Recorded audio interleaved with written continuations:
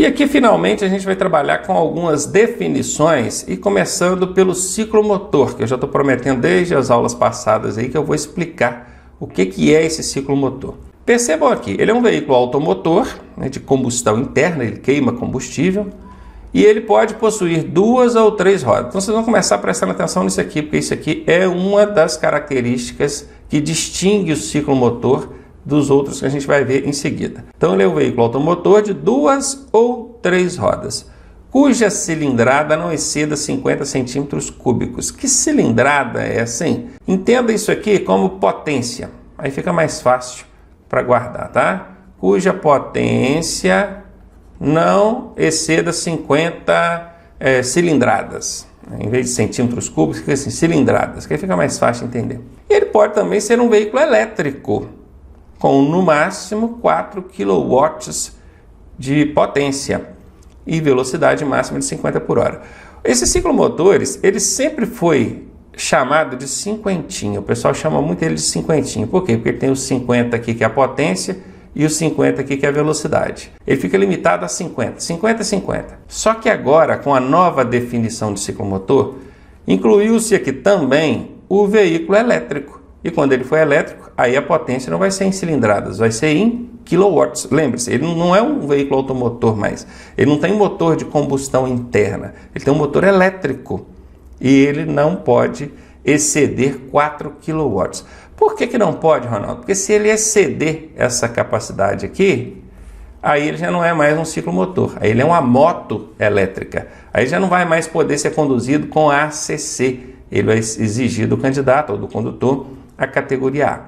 Então, só fazendo o último vínculo aqui, o ciclomotor, qual que é a habilitação para conduzir ele? É a ACC, autorização para conduzir ciclomotor. Por que aqui você colocou ou categoria A, Ronaldo? Porque quem tem categoria A pode dirigir ciclomotor, né? A categoria A abrange a ACC. O contrário já não acontece. Quem tem ACC só pode conduzir o ciclomotor mesmo. Ele não pode pegar uma motoneta, uma motocicleta, não pode. Então vimos aqui os conceitos aqui de ciclomotor. Antes era bem fácil de guardar, né? Era só guardar os cinquentinha. Tudo que aparecesse era 50. 50 de potência, 50 de velocidade. Mas agora incluiu aqui também o veículo com motor elétrico com no máximo 4 kW de potência nesse motor. Não sei nem se é potência que pode ser dita aqui, né? Aqui é a motoneta. A primeira diferença que a gente vê aqui em relação à motoneta é que ela só pode ter 2 rodas. Não pode ter 3 rodas. Se tiver 3 rodas, vai se chamar de triciclo. E não é ciclomotor, é triciclo. Ronaldo, mas é que você falou que 3 rodas é o ciclomotor? Sim, é 3 rodas, mas tem que ter os limites aqui de potência, né? Vamos supor que ele excedeu qualquer limite desse aqui, 4 kW, ou 50 cilindradas, ou 50 km por hora. Aí já não é ciclomotor mais. Vamos fugir disso. Aqui nós já estamos falando de veículo que excede esses limites aqui. Porém, agora ele só pode ter 2 rodas. E ele é conduzido por condutor em posição sentada. O condutor fica sentado nesse veículo. Daqui a pouquinho vocês vão entender por quê e qual é a importância desse termo que eu destaquei aqui. Vamos ver a motocicleta aqui. Só lembrando, para conduzir a motoneta, a habilitação exigida é na categoria A. Aí o ACC já não serve não, tá? E a motocicleta? É um veículo automotor de 2 rodas. Percebam que a motocicleta também não tem 3 rodas. O único que tem 3 rodas é o ciclomotor, né? É um veículo automotor de 2 rodas conduzido por condutor em posição montada. Eu risquei o dia aqui sem querer, tá, gente? Só esbarra aí, deixa eu apagar aqui para não confundir. Aí, pronto. Voltei lá. Show. Então tá aqui. Para eu saber se é uma motoneta ou uma motocicleta, a única diferença é esse termo final aqui, ó. Tá montado é motocicleta, tá sentado é motoneta. É a única diferença. O resto é tudo absolutamente igual. Percebam? Eu copiei essa frase de cima aqui embaixo e só mudei o termo final. O que é montado e sentado? Sentado é quando o condutor consegue encontrar os joelhos. Imagine um condutor sentado aqui nessa motoneta. Tem uma abertura aqui, ó, no centro do veículo, que permite que o condutor encoste um joelho no outro. Se os joelhos se encontram, significa que o condutor está na posição sentada. Sendo assim, é uma motoneta. Agora observem a motocicleta. Ele não consegue encontrar os joelhinhos. Se ele não encontra os joelhinhos, aí ele está na posição montada. E é montada mesmo, como se fosse num cavalo, né? Perna de um lado, perna do outro. Qual categoria exigida para conduzir esse veículo? Categoria A. E é isso aí. Primeira coisa que vocês precisam guardar, definição de ciclo motor. Guardou a definição de ciclo motor, que é o 50 mais os 4 kW? Pronto, guardou isso? Beleza. Não tem jeito de confundir. Toda vez que aparecer um desses limites aí na definição, você já sabe. É 50 por hora, é 50 de potência, é 4 kW no motor elétrico, é ciclo motor. Agora, excedeu isso, aí a gente já vai ficar entre motoneta e motocicleta. Como é que eu sei se é motoneta ou se é motocicleta? É a posição. Se os joelhinhos se encontram, ele está na posição sentada. Se ele está sentado, é motoneta. Se os joelhinhos não se encontram, ele está na posição montada. E aí a gente sabe que o veículo é uma motocicleta. Aqui, primeiro, nós estamos aqui a bicicleta. Já deveria ter colocado logo o triciclo aqui para mostrar para vocês. Mas vou colocar a bicicleta. A bicicleta, justamente porque o pessoal confunde a bicicleta elétrica com o ciclomotor. E a diferença é a seguinte. A bicicleta elétrica, a potência máxima dela tem que chegar a 350 watts. Se passar de 350 watts, ela já vai ser considerada um ciclomotor. Aí precisa de ACC. Tendo até 350 watts, não precisa de habilitação nenhuma, tá bom? Outra coisa, velocidade máxima dela, 25 por hora. Se passar de 25, também é considerada ciclomotor. Funcionamento do motor somente ao pedalar. Pedalar. Perceba que ela tem um pedalzinho aqui. O motor vai funcionar quando você pedalar. O motor não pode trabalhar independente disso, tá? E por fim, ela não possui acelerador. A velocidade dela é constante. Se tiver acelerador, também é ciclomotor. Então, só para ficar bem claro. Tendo essas características aqui, até 350 watts, até 25 por hora, o motor só funciona pedalando e não possui acelerador, é uma bicicleta elétrica, portanto não exige nenhuma habilitação, ACC nem nada. Mas se exceder qualquer uma dessas restrições aqui, ela vai ser equiparada a um ciclomotor e então vai ser exigido que o condutor tenha ACC, autorização para conduzir ciclomotor. E aqui tem um outro veículozinho também, aqui tem até ele está como forma de não sei como é que eu posso dar o nome disso aqui, mas eu poderia ter colocado aqui essas patinetezinhas que rodam aí, né, nas grandes cidades, agora é a Honda. Então, equipamento de mobilidade individual autopropelido. Quando você vê isso na sua prova, ó, equipamento de mobilidade individual autopropelido. É isso aqui, essa imundíciezinha, as patinetezinhas, tá legal? Ele não é equiparado ao ciclomotor, perceba, não é equiparado ao ciclomotor ou bicicleta elétrica, não tem nada a ver, tá? E as restrições para ele são as seguintes: permitida a sua circulação entre pedestres e ciclistas quando? Velocidade máxima de 6 por hora em áreas de pedestre. Se for em área de ciclista, pode chegar a 20 por hora, tá bom? Aqui, ó, ciclovias ou ciclofaixas, 20 por hora. Então, primeira restrição para esses veículos autopropelidos. Se for em área que circula um pedestre, a calçada, qualquer lugar onde circula o pedestre ali, o máximo que ele pode desenvolver é 6 km por hora. Se for em ciclovia ou ciclofaixa, ele pode desenvolver até 20 por hora. Ele é equipado com um velocímetro, campainha, que é o dispositivo sonoro para chamar a atenção da pessoa que está ali, e sinalização noturna. Esse negocinho que tem na frente aqui, ó, fica piscando. E dimensões não superiores à de uma cadeira de rodas. Essas são as características do veículo autopropelido. E por fim, cheguei então no triciclo, né, que eu já havia falado lá atrás. Aqui, esse triciclo, ele tem 3 rodas, ele é até um pouquinho diferente, eu fiz questão de colocar diferente, porque normalmente o pessoal vê triciclo com 2 rodas atrás e uma na frente, né? Mas pouco importa. Pode ser 2 rodas na frente e uma atrás. Ele é um triciclo, tem 3 rodas, triciclo. Pela robustez desse veículo, pela imagem aqui, você consegue perceber que ele não parece ser um veículo que tem limite de 50 km por hora nem 50 cilindradas. Parece que ele tem muito mais, não é verdade? Se ele tivesse limitado a 50, né, 50 por hora e 50 cilindradas, ele seria um ciclomotor. Mas como ele não tem esse limite, nós estamos julgando aqui pela imagem, vamos supor que ele exceda esses limites, então ele não é um ciclomotor, ele é um triciclo. Aqui é o veículo com estrutura mecânica similar à das motocicletas, só que nesse caso ele tem 3 rodas, dispostas simetricamente, com motor de propulsão com cilindrada superior a 50 centímetros cúbicos. Viram? Superior. Aqui está o grande tchan, ó. Se ele tivesse um motor de até 50 centímetros cúbicos, ele seria um ciclomotor, mas como ele é superior, então ele é um triciclo. conduzido por condutor em posição montada ou sentada. Aquele triciclo que tem duas rodas atrás e uma na frente, o condutor vai sentado, né? Tem até aquele bancão lá que é a poltrona, ele vai sentado. Esse aqui não, esse aqui ele vai montado, perceberam? Então o triciclo, a primeira coisa, ele precisa ter 3 rodas. Segunda coisa, ele tem que ter mais de 50 cilindradas, mais de 50 por hora também precisa desenvolver. E a posição tanto faz montada ou sentada, isso vai depender do modelo do triciclo. A categoria exigida para conduzir esse veículo é a categoria A. E aqui o quadriciclo, aí já tem 4 rodas. Apesar de ele ter um guidão, o que nos faz remeter, né, pensar que ele assemelha-se a um ciclo, uma motocicleta, um triciclo, e isso não exigiria categoria B ou só A, não procede, tá? Tem 4 rodas, aí já é categoria B. A categoria A, ela só te permite conduzir veículos de 2 ou 3 rodas. Tem 4 rodas, já é categoria B. Tá? Veículo automotor com estrutura mecânica similar à das motocicletas.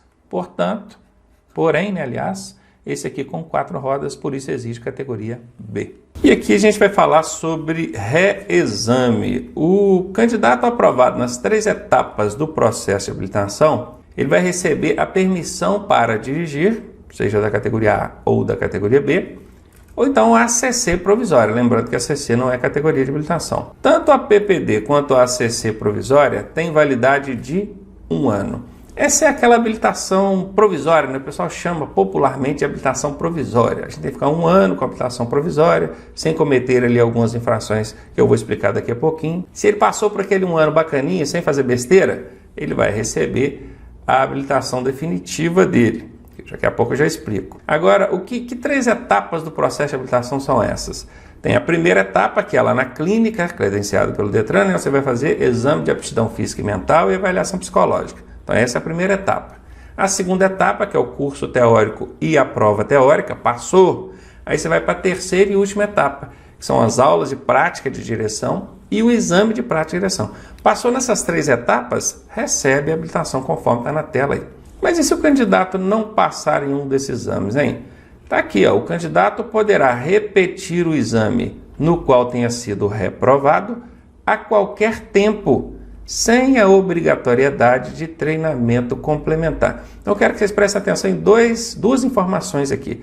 A qualquer tempo significa que você não tem mais que aguardar aquele tempo. Eram 15 dias que exigia, né? Eu vou falar aqui. Exigia-se 15 dias para depois você repetir o exame. Agora acabou isso. Você pode fazer o exame a qualquer tempo. Quando a gente falar qualquer tempo, é óbvio que a gente vai depender ele também da tramitação, do trabalho dentro do Detran, por exemplo. Você acabou de fazer o exame de direção e o examinador falou, ó, infelizmente não deu, você está reprovado. Aí quer dizer que você pode pagar uma taxa ali e já fazer o exame de novo na sequência? Não é bem assim, porque aquele resultado de exame ele precisa ir para o Detran lançar aquilo no sistema. Após lançado no sistema, consta lá que você já fez o exame, foi reprovado, já está aberto o sistema para você marcar um novo exame. Então fazer assim imediatamente, eu acho pouco provável que seja possível. Se algum Detran conseguir, ótimo. Mas é bem provável que não vai ter tempo nenhum, período de interstício nenhum a aguardar, porém a gente vai continuar precisando aguardar o tempo do Detran lançar aquele resultado no sistema e liberar para remarcar sua prova.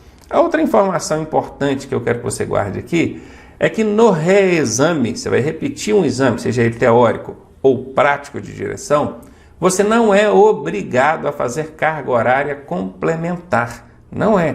A carga horária obrigatória, que é aquela do curso teórico, 45 horas aulas, você já cumpriu, já cumpriu com a obrigação no que diz respeito à resolução do contrato, que exige essa carga horária. Na prática de direção, da mesma forma, você já cumpriu a carga horária. Então você vai repetir um exame, não é obrigado a fazer mais aulas, não.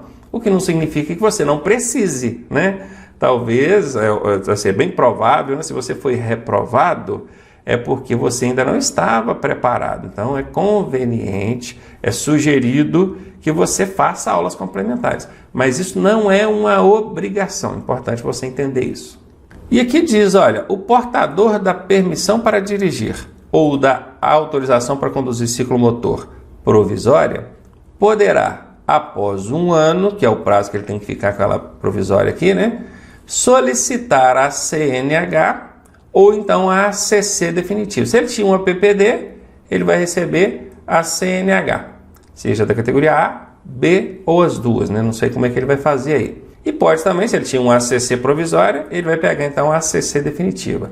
Isso caso ele não tenha cometido, presta atenção aqui comigo, nenhuma infração grave ou gravíssima e também não tenha reincidido em infrações médias. É o seguinte, a pessoa que tirou ali a primeira habilitação dela, ela vai pegar uma habilitação que popularmente é chamada de habilitação provisória. Esse provisória não é um nome tecnicamente correto, não. Isso é uma forma popularizada do pessoal chamar essa habilitação aí. O certo é PPD ou ACC provisória. Esse é o tecnicamente correto. Mas acho que todo mundo entende quando eu falo provisória. Perfeito? Então você vai receber a sua habilitação provisória e tem que ficar com ela 1 ano, 12 meses, sem cometer nenhuma infração gravíssima. Se você cometer qualquer infração gravíssima, quando vencer esse 1 ano e você pedir ao Detran para emitir a sua habilitação definitiva, que também é um termo popularizado, né? O Detran não vai emitir. Ele vai falar, tem aqui no seu prontuário uma infração gravíssima. Aqui vou dar um exemplo. Avançou um sinal vermelho do semáforo, ou então estacionou na vaga do deficiente ali, ou do idoso, não poderia. Infrações gravíssimas. Cometeu qualquer uma dessas infrações gravíssimas, qualquer umazinha que seja, não vai pegar a habilitação definitiva. Aquela provisória vai ser baixada no sistema e para você ter uma nova habilitação, você tem que refazer todo o processo. Começa do zerão mesmo. Vai lá na autoescola, matricula, passa pela clínica, teórico, tudo de novo. E aqui também não pode ser nenhuma grave, tá? Nenhuma grave, nem gravíssima. Um cinto, por exemplo. Às vezes o condutor chegou, sabendo que é habilitação provisória, chegou, colocou ali o cinto, bacaninha, pediu os passageiros para colocarem o cinto, mas alguém lá de trás não colocou e ele não conferiu. Aí na abordagem de fiscalização de trânsito foi constatado que tinha um passageiro lá atrás sem o cinto, uma infração grave. Aí o condutor pode pensar assim, poxa, mas não foi eu que cometi a infração, foi sim, foi você, condutor, porque é compromisso seu pedir para que o pessoal coloque o cinto e conferir se colocaram o cinto. Inclusive, pedir para eles não tirarem o cinto durante o trajeto, porque às vezes um lá de trás tira o cinto por algum motivo, não sei qual, e na abordagem ali você nem sabia que essa pessoa estava sem o cinto e acaba recaindo sobre você essa responsabilidade. Então, cometeu qualquer infração grave ou qualquer infração gravíssima, não vai pegar a habilitação definitiva. E se eu cometer infrações médias, Ronaldo? Uma infração média não tem problema. Agora, se reincidir, e não é na mesma infração não, tá? É qualquer infração média. Então, se ele reincidir, se ele cometer mais de uma infração média durante esse período de provisório, esse período permissional aí, ele não vai pegar a definitiva também. Infrações leves, Ronaldo, leve não conta. A legislação não fala nada sobre leve. Eu posso cometer então 3, 4, 5, 6, 7 infrações leves? Se cometer, não vai deixar de pegar a habilitação definitiva por isso, porque infração leve não conta. Outra pergunta que o pessoal faz muito. E se eu cometer uma média e uma leve? Esquece a leve. A leve não é contabilizada para fins de troca da permissão na CNH. Não conta. Então, se tem lá uma média e uma leve, esquece a leve, descarta ela, desconsidera. Aí vai analisar o prontuário. Quantas infrações tem? Uma média. Uma média perde? Não perde. Se forem 2 médias, aí perde. Agora, grave e gravíssima, meu amigo, é qualquer uma que seja, dançou, balbal, tem que tirar outra habilitação. E aqui na tarja amarela deixa isso bem claro. Olha, a não obtenção da CNH, perceba, quem não obteve a CNH, que é a carteira definitiva, é aquela pessoa que estava com a PPD e cometeu qualquer uma dessas infrações. Então prestem muita atenção nesse enunciado aqui, que isso cai direto em prova, tá? A não obtenção da CNH obriga o candidato a reiniciar todo o processo de habilitação.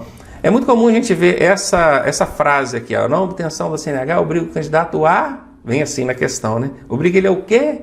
Aí vem a alternativa A, repetir o exame no qual ele tenha sido reprovado. Olha, veja bem, quem está fazendo exame de processo de habilitação, ele não está em busca da CNH não, ele está em busca da habilitação provisória dele, é da PPD. Então presta muita atenção nisso. Se na hora da sua prova caiu, a não obtenção da CNH. CNH, ela só vai ser entregue para quem já tem a permissão. Então esse camarada, ele já passou por todo o processo. Não tem que repetir exame nenhum não. A não obtenção da CNH vai obrigar ele a passar por todo o processo novamente, porque ele perdeu a habilitação provisória dele. Renovação da habilitação. Beleza, depois você troca a habilitação na definitiva, periodicamente você vai ter que renovar ela, porque ela vence. E a renovação da habilitação consiste em ser aprovado nos exames físico e mental. É isso mesmo. Quando a gente fala de validade da CNH, na verdade a gente está falando da validade desses exames aqui, físico e mental. É aquele que a gente faz lá na clínica do Detran, que é o primeiro exame, que normalmente se resume a um exame de vista ali, identificar algumas cores, algumas letras, olha para um farol lá assim, depois aparece uma letra. Normalmente o exame se resume a isso. Não deveria ser um exame mais detalhado, mas a gente sabe que na prática é assim que tem acontecido. É esse exame mesmo, esse que você vai precisar renovar periodicamente, porque a sua habilitação ela vale enquanto esse exame valer. Quando a gente fala de validade da CNH, é esse vínculo do exame de aptidão física e mental com a validade da CNH. E aqui ainda fala psicológico também. Eu preciso refazer o exame psicológico? Só se você exercer atividade remunerada, que é o EAR, exerce atividade remunerada. Esse é aquele condutor que faz uso da habilitação para ter retorno financeiro. É o taxista, é o motoboy, é o mototaxista, é o motofrete. Esses que fazem uso da habilitação de forma remunerada, ele, na ocasião da renovação, eles vão precisar fazer também a avaliação psicológica que está aqui na tela, né? Que ele exerce atividade remunerada. Então vamos ver aí quais são esses prazos. A validade desses exames é de 10 anos para condutores que antes dos 50 anos de idade. Se ele tiver até 49 anos de idade e for lá para renovar a habilitação dele, esses exames dele, ele vai receber 10 anos de validade. Gente, um dia antes de fazer 50 anos vale. Vamos supor que amanhã eu faça 50 anos. Amanhã, mas eu fui lá hoje, ainda com 49 anos, e fiz o exame aqui, físico e mental, o meu exame vai valer por 10 anos, portanto a minha habilitação vai valer 10 anos. É só guardar aqui, ó, antes dos 50. Antes, com 50 já não pega esses 10 anos não, tá? Veja aqui, ó, vai valer por 5 anos para quem tem dos 50 até os 69 anos de idade. Agora, se ele já fez 70 anos de idade, ainda que ele esteja fazendo 70 naquele dia, ela só vai valer por 3 anos. Então hoje nós temos 3 prazos aí, 10, 5 e 3. O limite é 10 para quem tem menos de 50 anos de idade, 5 para quem tem de 50 a 69 e 3 para quem tem 70 ou mais.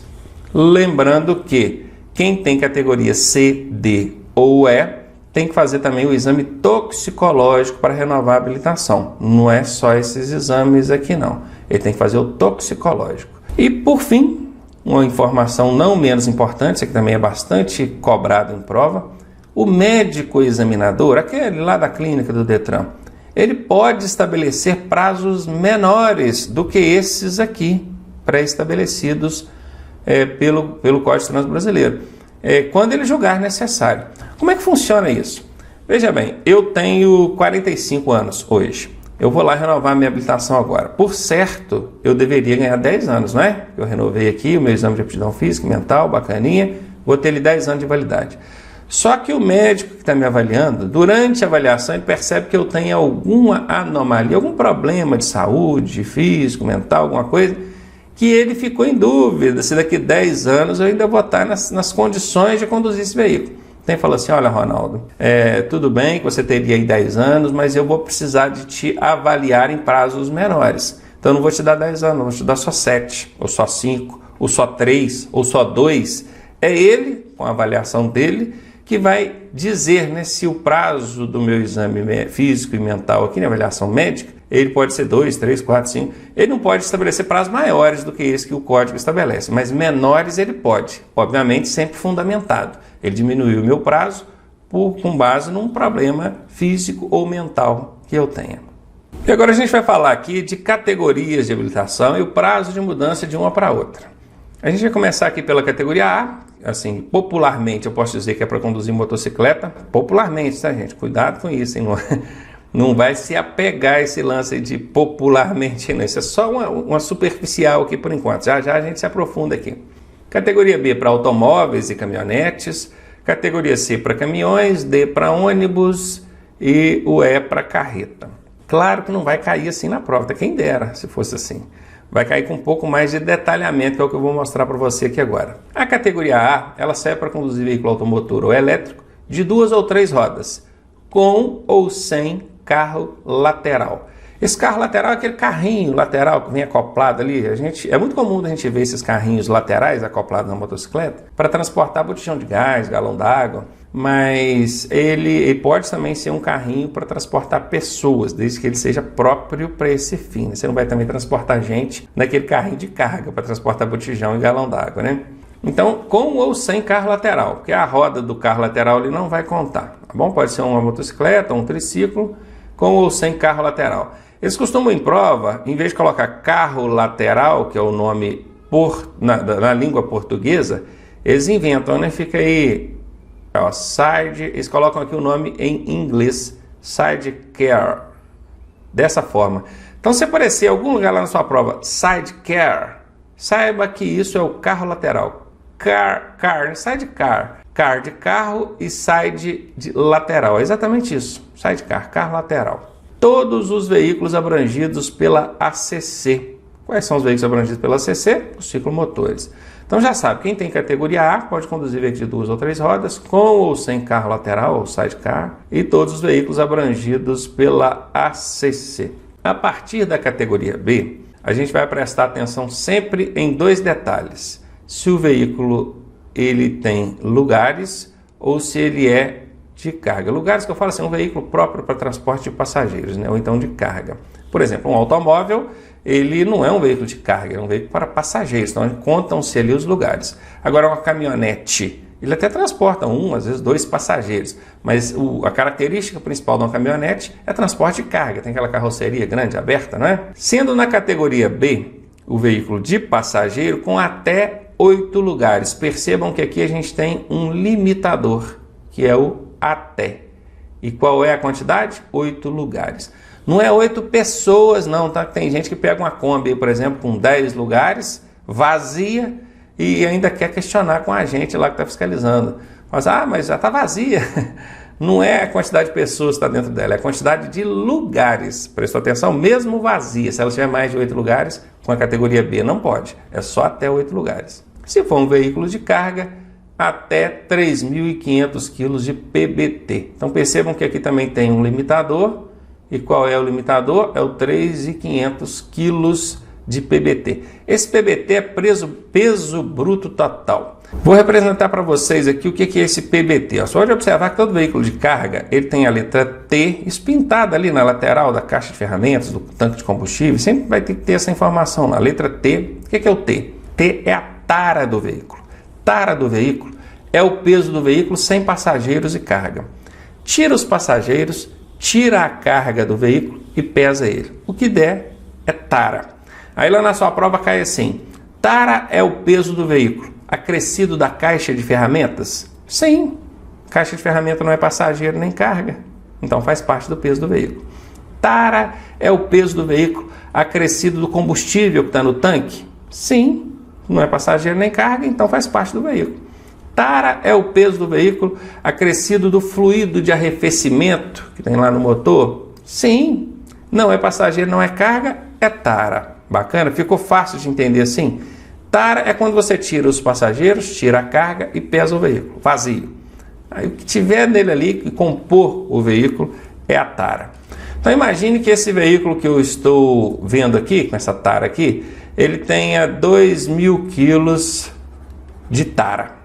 Essa aqui é a tara desse veículo. Tem também pintada ali na lateral desse veículo a letra L. Esse L é de lotação. Lotação é o que tanto que esse veículo pode transportar. Se for de lugares, ele vai definir lá, 20 lugares é a lotação dele. Se for de carga, ele vai definir lá, é até 3.000, 4.000 quilos, ele vai definir, vai ter lá a pesagem. Então vamos considerar aqui um veículo de carga, e esse veículo de carga, ele tem também, vamos colocar aqui que ele tem uma lotação de 3.500. Epa, esse 5 aqui ficou 3.500. A lotação dele é 3.500. Aí tem muito condutor que ele vê aqui, ó, qual que é a lotação do veículo? 3.500. Aí ele pensa assim, bom, até 3.500 eu posso dirigir. Não pode, porque o 3.500 aqui é só de lotação. E o peso bruto total é quando você soma os dois. Soma aqui a tara com a lotação. Quanto que vai dar aqui? 5.500. Pode conduzir um veículo com 5.500 quilos de peso bruto total com a categoria B? Não pode. Ainda tem aqueles que pensam assim, mas se o veículo estiver vazio, então eu posso, né? Porque ele pode transportar 3.500 quilos. Mas ele está vazio, é só a tara mesmo, e eu aqui, condutor, dentro dele.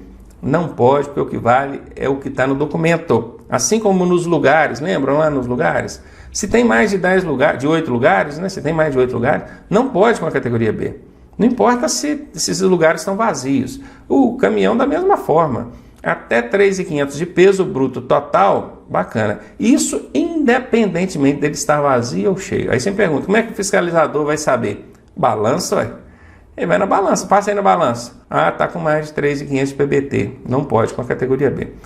Assim, de forma resumida, a categoria B é para caminhonete. É veículo de carga de pequeno porte. Muito bem, agora que vocês já entenderam aqui o que é peso bruto total, é importante guardar isso aqui, tá? Todas as definições que eu dei aqui de tara, de lotação de peso bruto total, podem ser cobradas em prova e certamente vão ser. Então eu vou apagar isso aqui. Apaguei para a gente continuar explicando aqui sobre as categorias da habilitação. Então vocês já sabem. Categoria B, passageiro até 8 lugares, carga até 3.500 de PBT. E se for na categoria C, passageiros até 8 lugares, carga com mais de 3.500 de PBT. Olha, no que diz respeito a passageiros, da categoria B para C não muda nada, continua com aquele limitador aqui de 8 lugares. Mas no que diz respeito à carga, aí já não tem mais o limite, ó, não é até, é mais. E é mais em qualquer quantidade. Tem caminhoneiro que insiste com os outros, com a categoria C, você não pode conduzir um caminhão truque, ou trucado, que é aquele que tem mais de 2 eixos ali tracionando, né? Tem nada disso, nada disso. É um caminhão, pode ser um caminhão que caiba a cidade do Rio de Janeiro dentro dele, não importa, não tem limite máximo. Percebam, aí diz, um veículo de carga que tenha mais de 3.500 quilos de peso bruto total. Não pode ser articulado. Se for articulado, tem uma outra limitação aí que a gente vai ver daqui a pouco. Isso é um veículo simples, é um caminhão, bacana, mais de 3.500 de qualquer tamanho.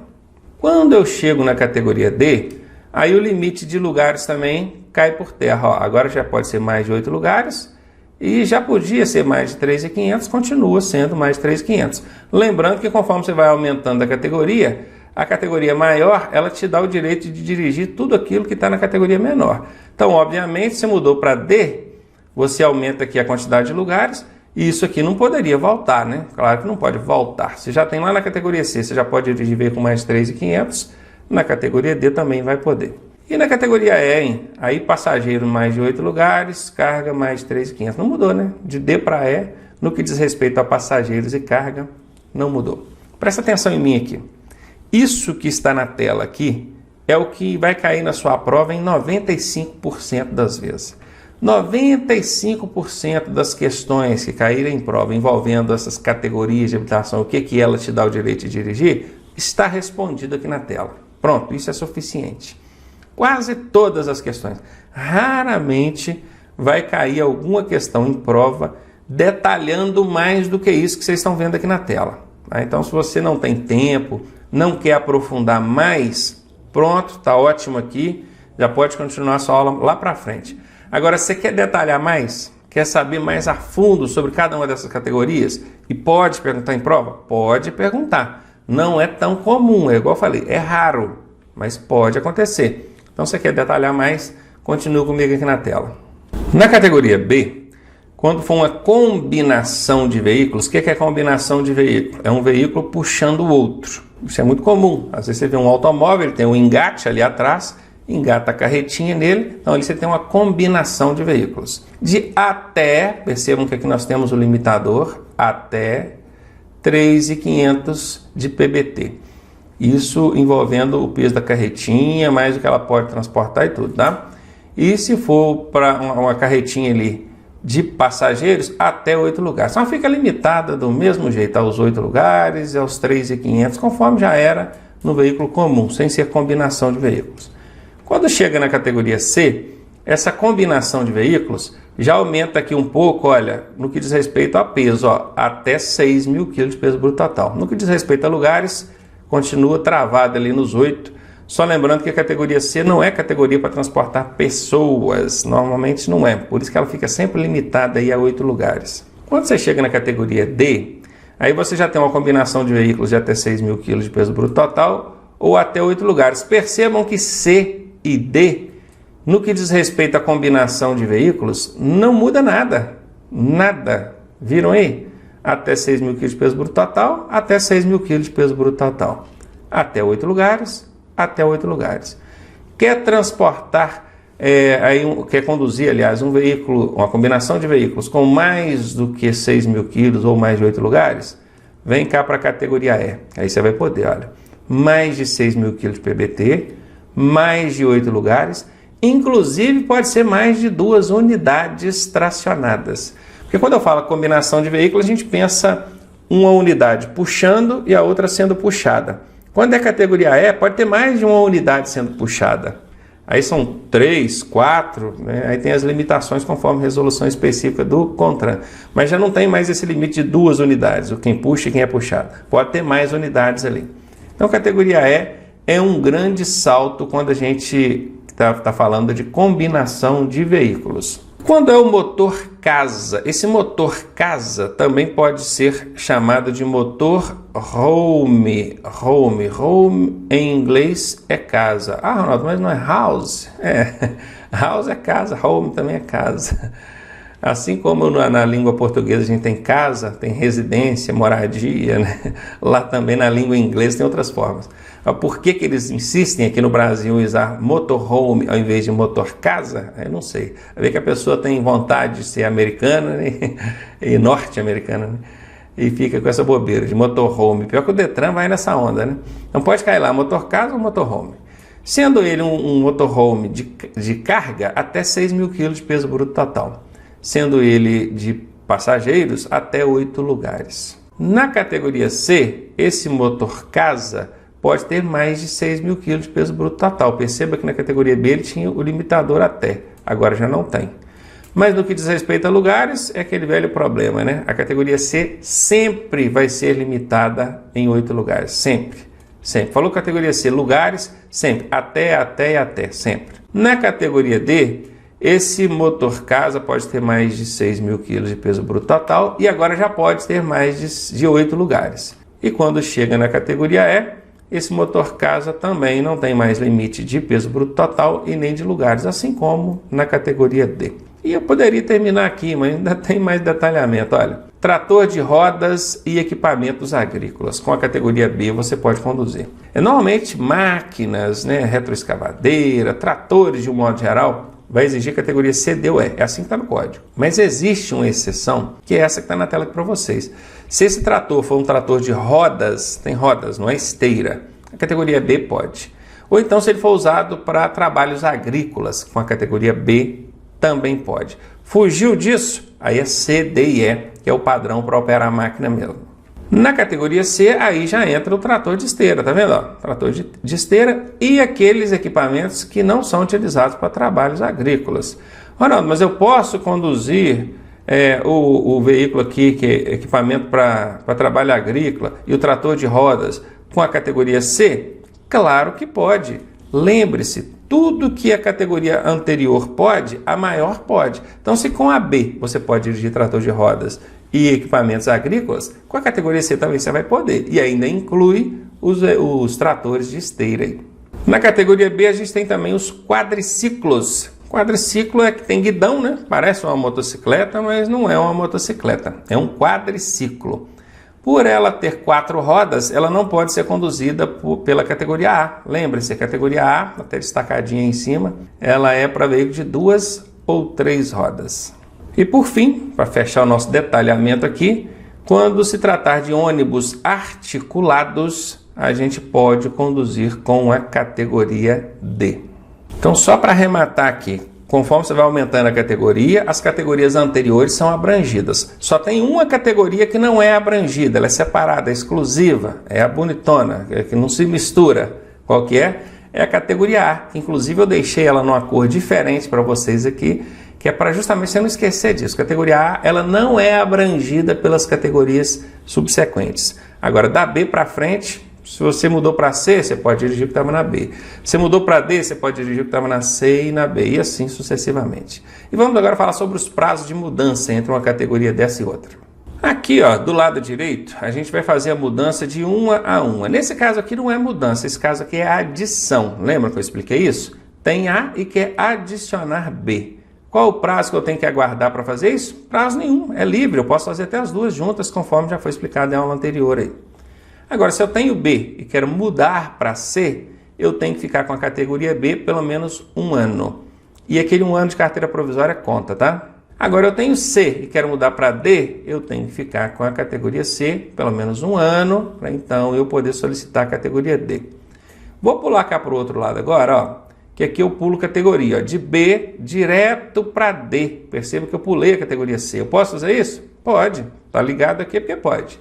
Só que ao invés de esperar um ano, eu vou esperar 2. E eu posso mudar de C direto para E. Por que aqui eu não esperei 2 anos, Ronaldo? Confuso isso. Se aqui eu pulei uma categoria e tive que esperar 2 anos, aqui pulando uma categoria eu também teria que esperar 2 anos. Mas não é assim. A legislação de trânsito exige apenas 1 ano. Parece que não faz sentido, né? Parece que não faz sentido, mas algum sentido tem. E isso, por enquanto, aqui não nos interessa. O que nos interessa aqui agora é guardar esses prazos, tá? Então, pulou categoria, é 2 anos se for de B para D. Agora, de C para E, é 1 ano do mesmo jeito, normalzinho. Agora aqui, ó, quando eu tenho D e quero ir para E, dá uma complicadinha. Por quê? Porque eu vou ter que esperar 1 ano se eu for proveniente da categoria B. Como é que é isso, hein? Já vou explicar, calma aí. Então, 1 ano se a minha habilitação for proveniente de categoria B. Ou livre se eu for proveniente de categoria C. É simples. Quando a pessoa quer chegar na categoria E, a intenção do legislador é exigir que esse condutor tenha pelo menos 1 ano de experiência com veículo de grande porte. Veículo de grande porte, caminhão ou ônibus, pelo menos. Você imagina comigo aqui a pessoa que tinha categoria B, Bzinha, para dirigir automóvel e caminhonete. Ele ficou com essa habilitação por 2 anos e mudou para D. Porque pode, não pode? Está aqui na tela, aqui, ó. Ele ficou com a B por 2 anos e mudou direto para D. Ele chegou na D e agora ele tem a categoria D. Qual a experiência que ele tem com veículo grande? Nenhuma. Ele veio do automóvel, da caminhonete, pulou para D. Agora que ele vai ter experiência com veículo grande, que é o ônibus. Ou caminhão, porque quem tem categoria D pode dirigir caminhão também. Por isso o Detran exige desse camarada que ele tenha pelo menos 1 ano na categoria D para chegar na E. Por quê? Porque não tem experiência nenhuma com veículo grande. Agora olha o outro cenário aqui para mim. Se esse camarada tem a categoria D, né, e quer mudar para E, mas ele veio da C, ele já tem experiência, porque olha aqui, ó, ele tinha 1 ano de categoria C, que é para caminhão, e mudou para D. Quando ele chegou na D aqui, qual é a experiência dele na categoria D? Nenhuma. Então, ele não tem experiência com veículo grande da categoria D. Mas ele tem experiência com veículo grande na categoria C, que são os caminhões. Ele ficou 1 ano com ela. Aí esse camarada aqui, ele pode ir direto para E, não precisa esperar tempo nenhum. É o que está aqui, está livre. Então é simples. Se ele tem D e quer chegar na E, você precisa ver de onde que ele veio.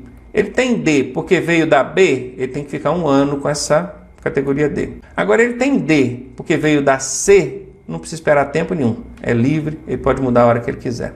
Isso aqui é o seguinte, tem um esqueminha aqui que eu vou desenhar na tela para vocês rapidamente, que vai facilitar essa decoreba aí dos prazos de mudança. Vamos montar esse esqueminha aqui rapidinho. Ó. Categoria A, B, C, D e E. Imagina que são as 5 categorias. Coloca assim, ó, né? Vertical, uma em cima da outra. Aí você vai ligar. Do lado direito aqui você vai ligar uma a uma.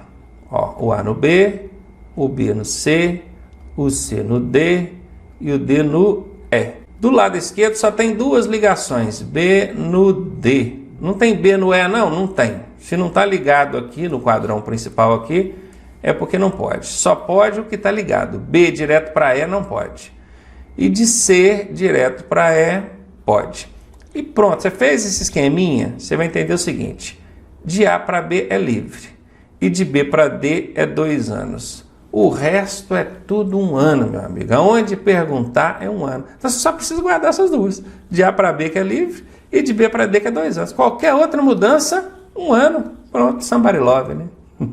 E aqui para finalizar, olha, restrições, tá?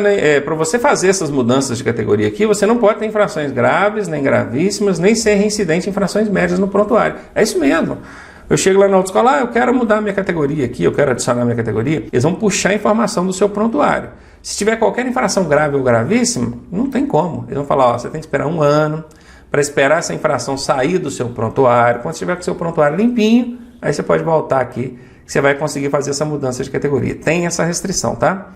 Com exceção, olha aqui, ó, exceto para quem está querendo a categoria D ou E. Ah, eu tenho B e quero mudar para D. Ou eu tenho C e quero mudar para E. Eu também tenho que cair nessa regrinha do grave, do gravíssima? Não tem que cair. Há uma exceção nisso aí. Para tirar as categorias D ou E, a única restrição é que você não tenha mais de uma infração gravíssima. Guardou isso? Se puxou no seu prontuário lá, tem uma infração gravíssima, você ainda consegue fazer a mudança para D ou E. Agora, se tiver mais de uma infração gravíssima, tem 2, 3 gravíssimas, aí não tem como, aí tem que esperar mesmo limpar o prontuário ali para você fazer essa mudança para D ou E. E a última informação, trazendo aqui que para você conseguir obter as categorias D ou E, é exigido que você tenha pelo menos 21 anos de idade. Onde eu tenho um outro esquema aqui para tentar facilitar para vocês para que serve cada categoria. Ó.